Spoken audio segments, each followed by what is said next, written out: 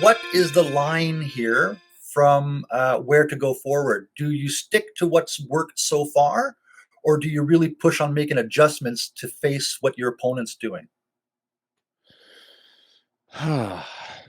Good question, Paul.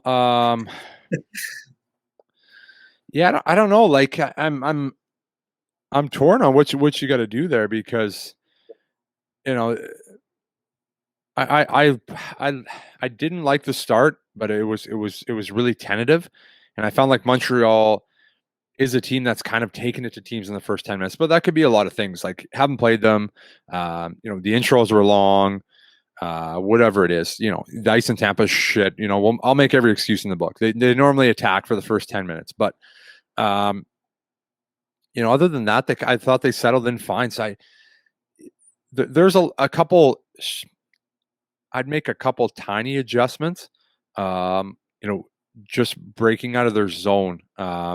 Tampa's D are like they've done it for 4 or 5 years. It's really hard to compete against. Like both D are down the wall.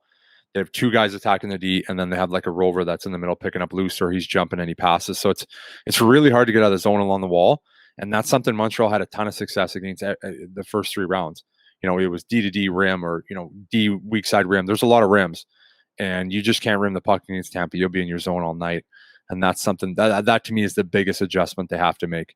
They got to make some plays the way Tampa did. You see when Tampa exits the zone, it's like okay, D to D, boom, winger, middle, weak side.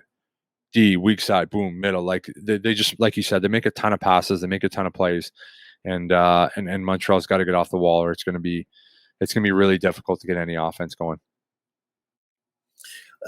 Just before I let you guys go, because I know you have a lot more guests to get through, Dale, what's happening? You're a fly on the wall in the dressing room for the Habs right now, post game. What's happening? Who's talking? What's the mood? What's going on? Yeah, I would see. Today might be a day where Pricey steps up and says something. He has a pretty good feel for the room, or Webby would say something right after. I would assume. Just so like hey, let's let it go. It's one game. Doesn't matter what the score is. You can be pissed off for 10 minutes, but most of the time in the playoffs, your captain or your main leader will be the first guy to say, "Fuck, hey, let it go." It's one game. We're on to the next. Forget about it. Do what you need to do. Let's get out of here. Boom, and sun comes up, and tomorrow's another day. That's honestly how it goes. I know as fans, and I can say it for myself. You're pissed off until the next puck drop, and then it's like, okay, here we go, another game. But in the playoffs, you just can't have that mentality. And your leaders in the room, even guys like Perry, Stahl, guys that have been there and won Stanley Cups, they'd be the first guys to step up and be like, hey, this is a long series. This is a Stanley Cup final. This is what you dreamed about. It's not the end of the world. It's one game. We can play with these guys. So that would be the message from those guys.